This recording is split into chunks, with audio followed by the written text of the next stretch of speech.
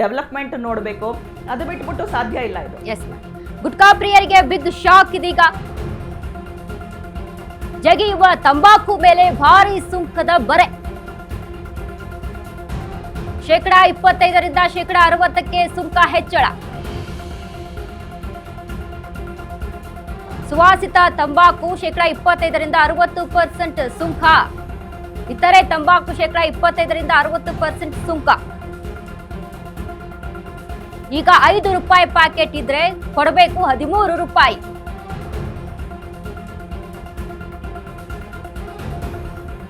ಗುಟ್ಕಾ ಪ್ರಿಯರಿಗೆ big shock. ಜಗಿಯುವ ತಂಬಾಕು ಮೇಲೆ ಸಹಿತ ಭಾರಿ ಸುಂಕದ ಬರೆ.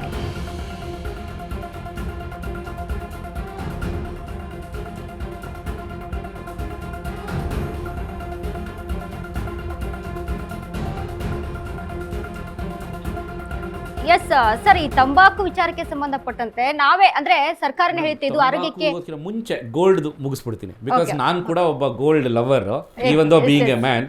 ಸೊ ಎಷ್ಟು ತಗೊಂಡ್ರು ನನಗೆ ಇನ್ನೂ ತಗೊಳ್ಬೇಕು ಅಂತಾನೆ ಆಸೆ, ಹಾಕೊಂಡು ಆಡಬೇಕು ಅಂತ. ಹಾಗಾಗಿ ಹೇಳ್ಬಿಡ್ತೀನಿ ನೋಡಿ, ಗೋಲ್ಡ್ ರೇಟ್ ಯಾಕೆ ನಾವು ಕಡಿಮೆ ಮಾಡೋಕ್ಕಾಗ್ತಾ ಇಲ್ಲ ಅಂತ ಹೇಳಿದ್ರೆ ನಿಮಗೆ ಗ್ಲೋಬಲ್ ಕಾನ್ಫ್ಲಿಕ್ಟ್ಸ್ ಅಂತ ಹೇಳ್ತೀವಿ. ಆಮೇಲೆ ನೋಡಿ, ಈಗ US$ ಎಷ್ಟಾಗಿದೆ, ಯುರೋಪಿಯನ್ ಯೂರೋಸ್ ಎಷ್ಟು ಜಾಸ್ತಿ ಆಗಿರುತ್ತೆ, ಇಂಡಿಯನ್ ರುಪಿ ಎಷ್ಟು ಜಾಸ್ತಿ ಆಗಿರುತ್ತೆ, ಇದೆಲ್ಲ ನಾವುಗಳೇ ಪ್ರಿಂಟ್ ಮಾಡೋವಂಥ ನೋಟ್ಗಳಿವೆಲ್ಲ. ಸೊ ಕರೆನ್ಸಿ ವ್ಯಾಲ್ಯೂಯೇಷನ್ ಏನಿರುತ್ತೆ ಅದು ನಾವುಗಳೇ ಡಿಫೈನ್ ಮಾಡ್ಕೊಳ್ಳುವಂಥದ್ದು. ಯಾವಾಗ ನಿಮಗೆ ಗ್ಲೋಬಲ್ ಕಾನ್ಫ್ಲಿಕ್ಟ್ಸ್ ಅಂತೆಲ್ಲ ಬರುತ್ತೋ ನಿಮಗೆ ಸಾಕಷ್ಟು ನಾವು ರೇರ್ ಅರ್ತ್ ಮೆಟೀರಿಯಲ್ಸ್ ಅಂತ ಹೇಳ್ತೀವಿ. ಅಂದರೆ ಚಿನ್ನ, ಬೆಳ್ಳಿ ಅಥವಾ ಬೇರೆ ಈಗ ಟೈಟಾನಿಯಂ ಇರ್ಬೋದು ಅಥವಾ ಬೇರೆ ಈ ಥರದೆಲ್ಲ ಮೆಟೀರಿಯಲ್ಸ್ ಏನಿರ್ತೀವಲ್ವಾ ಅದನ್ನು ನಾವು ಎಷ್ಟು ಶೇಖರಣೆ ಮಾಡ್ಕೊಂಡಿರ್ತೀವಿ, ಎಷ್ಟು ಇಟ್ಕೊಂಡಿರ್ತೀವಿ ಗ್ಲೋಬಲ್ ಮಾರ್ಕೆಟ್ಸಲ್ಲಿ, ಆವಾಗ ಅದು ನಿಮಗೆ ಬೆಲೆ ಜಾಸ್ತಿ ಆಗ್ತಾ ಹೋಗ್ತಾ ಇರ್ತದೆ. So the demand will go huge. ನಿಮಗೆ ಹ್ಯೂಜ್ ಅಂದರೆ ಹ್ಯೂಜ್. ಅವಾಗ ನಿಮ್ಗೆ ಏನಾಗುತ್ತೆ, ಎಲ್ಲರೂ ಏನು ಮಾಡ್ತಾರೆ ಇವಾಗ ಸರ್ಪ್ಲಸಲ್ಲಿ ಇಟ್ಕೋಬೇಕು ಅಂತ ಅಂದ್ಬಿಟ್ಟು ನಾಳೆ ಏನೋ ಒಂದು ಗ್ಲೋಬಲ್ ವರ್ಲ್ಡ್ ವಾರ್ ಆಗೋಯ್ತು ಅಂತ ತಿಳ್ಕೊಳ್ಳಿ, ನೀವು 1,00,000 ಕೋಟಿ ಇಂಡಿಯನ್ ರುಪೀಸ್ ನೀವು ಇಟ್ಕೊಂಡಿರಿ, ಗ್ಲೋಬಲಿ ನಿಮ್ಗೆ ಏನು ₹1 ಪ್ರಯೋಜನ ಇರಲ್ಲ. ಅದೇ ನೀವು 1,000 kg ಗೋಲ್ಡ್ ಇಟ್ಕೊಂಡಿದ್ದೀರಾ ಅಂತ ಇಟ್ಕೊಳ್ಳಿ, ಆವಾಗ your country will be rich country. So ಅದಕ್ಕೆ ಏನಾಗುತ್ತೆ, they are not letting the gold in the market. So ನಿಮಗೆ ಸಪ್ಲೈ ಇಲ್ಲವೇ ಇಲ್ಲ, ನಿಮಗೆ ಹ್ಯೂಜ್ ಡಿಮ್ಯಾಂಡ್ ಅದನ್ನು ಕ್ರಿಯೇಟ್ ಮಾಡಿದ್ದಾರೆ ಗ್ಲೋಬಲ್ ಸ್ಟ್ಯಾಂಡರ್ಡ್ಸ್ ಅಲ್ಲಿ. ಸೊ ಹಾಗಾಗಿ ನಿಮಗೆ ಚಿನ್ನದ ಬೆಲೆ ಹೋಗಿದೆ. ನನಗೆ ಕೂಡ ಆಸೆ, ಇದೇನಾದ್ರು ಇನ್ನೊಂದು 6,000ಕ್ಕೋ 5,000ಕ್ಕೋ ಬಂದ್ರೆ ನಾಳೆನೇ ಹೋಗ್ಬಿಟ್ಟು ನಾನು ಒಂದು ಚೈನು ಅಥವಾ ಉಂಗ್ರನ ಮಾಡಿಸ್ಕೊಳ್ಳೋಕೆ ಅಂತ ನನಗೂ ಆಸೆ ಇದೆ, ನಿರೀಕ್ಷೆಯಲ್ಲಿ ಇದೆ, ಕಾಯ್ತಾ ಇದ್ದೀನಿ ನಾವೆಲ್ಲ. ಎನಿವೇಸ್, ಸೊ ಇನ್ನು ನಾವು ಈ ವಿಚಾರಕ್ಕೆ ಬರೋಣ, ಗುಟ್ಕಾ, ತಂಬಾಕು, ಇದೆಲ್ಲ ಪ್ರಾಡಕ್ಟ್ಸ್ಗೆ. ಮೇಡಮ್, ನಾನು ಹೇಳ್ತೀನಿ ಇದು ಮಾಡಿರುವಂಥದ್ದು ಕಡಿಮೆನೆ, ಇನ್ನೂ 10% ಜಾಸ್ತಿ ಸೇರಿಸ್ಬಿಟ್ಟು ಹಾಕಬೇಕು. ಯಾಕೆ ಅಂತ ಹೇಳಿದ್ರೆ ಇದು ಯಾರ ಮನೆ ಉದ್ಧಾರ ಮಾಡೋವಂಥದ್ದೇನಲ್ಲ, ಇದು ಅರ್ಥ ಆಗ್ತಾ ಇದೆ. ಎಲ್ಲರೂ ಮನೇಲಿ ಹೆಣ್ಮಕ್ಳು ಹೇಳೋವಂಥದ್ದು ಏನು, ನಮ್ಮ ಅಣ್ಣನೋ ತಮ್ಮನೋ ಅಥವಾ ಹಸ್ಬೆಂಡೋ ಯಾರಾದರೂ ಇರಲಿ, ಅವರು ಈ ಬೇಡಲಿರುವಂಥ ಚಟಗಳು ವ್ಯಸನಗಳಿಗೆ ಹೋಗೋದು ಬೇಡ, ಇದರಿಂದ ಸಂಸಾರಗಳು ಹಾಳಾಗಿ ಹೋಗ್ತಿರ್ತವೆ. ಸೊ ಅಂತ ಅವ್ರು ಎಕ್ಸ್ಪೆಕ್ಟ್ ಮಾಡ್ತಾ ಇದ್ದಾರೆ. I think it's A very welcome. ಪೂರ್ತಿ ಕರ್ನಾಟಕದ ಅಷ್ಟೇ ಅಲ್ಲ, ಇಂಡಿಯಾ ಪೂರ್ತಿ ಯಾರೆಲ್ಲ ಹೆಣ್ಮಕ್ಳಿದಾರಲ್ಲ ಅವರೆಲ್ಲ ಇಷ್ಟಪಡ್ತಾರೆ, ಖುಷಿ ಪಡ್ತಾರೆ. ಅಟ್ಲೀಸ್ಟ್ ಚಿಕ್ಕ ಅಮೌಂಟು, ಈಗ ನಾವು ಹೇಳ್ಬೋದು, ಈಗ ಏನೋ ಒಂದು ತಂಬಾಕಿಗೆ ₹50 ಜಾಸ್ತಿ ಅಥವಾ ಸಿಗರೇಟ್ಗೆ ಇಷ್ಟು ರೂಪಾಯಿ ಜಾಸ್ತಿ ಅಂತ ಅಂದ್ಬಿಟ್ಟು ಆನ್ ಎ ಡೈಲಿ ಬೇಸಿಸ್ ನೀವು ಕ್ಯಾಲ್ಕುಲೇಷನ್ಸ್ ಮಾಡಿದ್ರೆ, ಈಗ ನಿಮ್ಮ ಸ್ಟುಡಿಯೋದಲ್ಲೇ ಸಾಕಷ್ಟು ನಿಮ್ಮ ಸ್ನೇಹಿತರು ಇರ್ಬೋದು, ಕೆಲವರು ಒಂದು ದಿವಸದಲ್ಲಿ 1 ಸಿಗರೇಟ್ ಹೊಡಿಬೋದು, ಕೆಲವರು 1 ಪ್ಯಾಕೆಟ್ ಸಿಗರೇಟ್ ಹೊಡಿಬೋದು. ನಾನು ಅವ್ರ ಬಗ್ಗೆ I have no offence, I am telling you very openly. But ಅವ್ರಿಗೆ ಏನಾಗುತ್ತೆ, ನಿಮಗೆ ಈ ಕೈ ಸುಟ್ಟು ಅಂದರೆ ಕೈ ಸುಡೋದು ಅಂತ ಹೇಳ್ತಾರಲ್ಲ ಸಿಗರೇಟ್ ಹೊಡಿಬೇಕಾದ್ರೆ, ಸೊ ಹಾಗೆ ಇವಾಗ ಅವ್ರಿಗೆ ಏನಾಗುತ್ತೆ, ಬೇಡಪ್ಪ ಮೊದಲು ಬರೀ ಕೈ ಸುಡ್ತಿತ್ತು, ಇವಾಗ ಬರೀ ಕೈ ಅಷ್ಟೆಲ್ಲ ಪಾಕೆಟು ಸುಡುತ್ತೆ, ಸೊ ನಾನು 10 ಸೇರೋ ಬದಲು 1 ಸೇರೋಣ ಅನ್ನೋ ಹತ್ರ ಅಂತ ಆಗುತ್ತೆ. ಸೊ ಎರಡನೇದು ಏನಾಗುತ್ತೆ, ನಿಮಗೆ ಹೆಚ್ಚು ನೀವು ಇನ್ಕ್ರೀಸ್ ಮಾಡಿದಾಗ ಏನಾಗುತ್ತೆ, ಯಾರೆಲ್ಲ ಮಾಡಲೇಬೇಕು ಅಂತ ಹೇಳ್ತಾರೋ ಅವರಿಂದ ಪನಿಷ್ ದೆಮ್. ಸೊ ನಿಮಗೆ ಯಾರು ಈಗ ಅಂದರೆ ಅನ್ವಾಂಟೆಡ್ ಥಿಂಗ್ಸ್ನ ಮಾಡ್ತಾ ಇದ್ದಾರೋ ಅವ್ರಿಗೆ ಪನಿಷ್ ಮಾಡಿ, ಇನ್ನೂ 10% ಜಾಸ್ತಿ ಟ್ಯಾಕ್ಸ್ ಕೊಡಿ. ಅದೇ ಉಲ್ಟಾ ನೋಡಿ, ಈಗ ನಿಮಗೆ ಮೆಡಿಸಿನ್ಸ್ ಕಡಿಮೆ ಬರ್ತಾ ಇದೆ. ಸೊ ಅಂದರೆ ಯಾರೆಲ್ಲ ನಿಮಗೆ ಮೆಡಿಕಲ್ ರಿಕ್ವೈರ್ಮೆಂಟ್ಸ್ ಇರುತ್ತೆ, ₹10 ಸಿಗೋವಂಥದ್ದು ₹2 ಸಿಗಲಿ ಬಿಡ್ರಿ ಮಾತ್ರ. ನಿಮಗೆ ಎಷ್ಟೋ ಕೆಲವೊಂದು ಸರ್ವಿಸಸ್ ಇದೆ, ನೀವು ಬರೀ ಒಂದು ಸ್ಕ್ಯಾನಿಗೆ ನೀವು 10,000 ಕೊಡಬೇಕಾಗತ್ತೆ.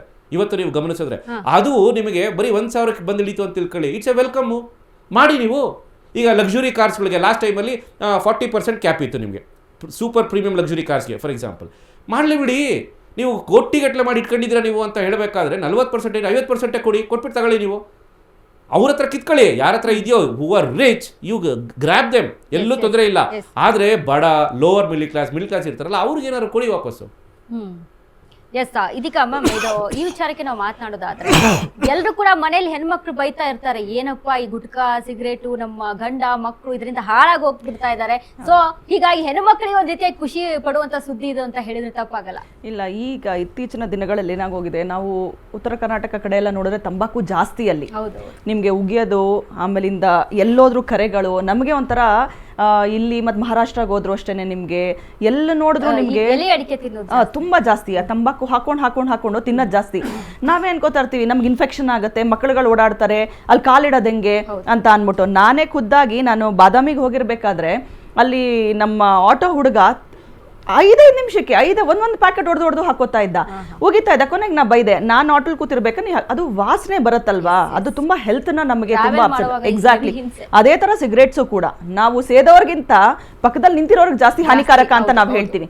ಸೊ ಹಾಗೇನೆ ಈ ತಂಬಾಕುಯಿಂದ ನಾವು ಇವಾಗ ತಂಬಾಕು ಪ್ಯಾಕೆಟ್ ಮೇಲಾಗಲಿ ಸಿಗರೇಟ್ ಪ್ಯಾಕೆಟ್ ಮೇಲಾಗಲಿ ಇದು ಕ್ಯಾನ್ಸರ್ ಬರುತ್ತೆ ಅಂತ ನಾವೇ ಆ್ಯಡ್ ಕೊಟ್ಬಿಟ್ಟು ಮತ್ತು ಅದನ್ನೇ ನಾವು ಮತ್ತೆ ಅಂದರೆ ಇದರಿಂದ ಒಳ್ಳೆ ಟ್ಯಾಕ್ಸ್ ಬರ್ಬೋದು ಗೌರ್ಮೆಂಟ್ಗೆ, ಇಲ್ಲ ಅಂತಲ್ಲ. But at the same time ನಾವು ಮನುಷ್ಯರದು, ನಮ್ಮ ಮಧ್ಯಮ ವರ್ಗದವ್ರದ್ದು ಬಗ್ಗೆನೂ ನಾವು ಯೋಚನೆ ಮಾಡಬೇಕಲ್ವಾ. ಕ್ಯಾನ್ಸರ್ ಕಾಯಿಲೆ ಬಂತು ಅಂತ ಹೇಳಿದ್ರೆ ಅದಕ್ಕೆ ಎಷ್ಟು ಲಕ್ಷ ಖರ್ಚಾಗುತ್ತೆ ಅಂತ ಪ್ರತಿಯೊಬ್ಬರಿಗೂ ಗೊತ್ತಿದೆ. ಈಗ ನಮ್ಮ ಕ್ಯಾನ್ಸರ್ ಬೆನಿಫಿಟ್ ಇವಾಗ ತಂದಿದ್ದಾರೆ, ಇವಾಗ ಕಡಿಮೆ ಆಗುತ್ತೆ ಅದ್ರ ಮೆಡಿಸಿನ್ಸ್ ಎಲ್ಲ ಅಂತ ಅಂದ್ಬಿಟ್ಟು ಅಂತ. ಬಟ್ ಸ್ಟಿಲ್ ನಂಗೊಂದು ಒಳ್ಳೆ ಆಸ್ಪತ್ರೆ ಬೇಕಪ್ಪ ಅಂತ ಅಂದರೆ ಮಿನಿಮಮ್ ನಿಮಗೆ ಒಂದು 30 ಲಕ್ಷ 40 ಲಕ್ಷ ಇಟ್ಕೊಳ್ಬೇಕು ಗೌರ್ಮೆಂಟ್ ಹಾಸ್ಪಿಟಲ್.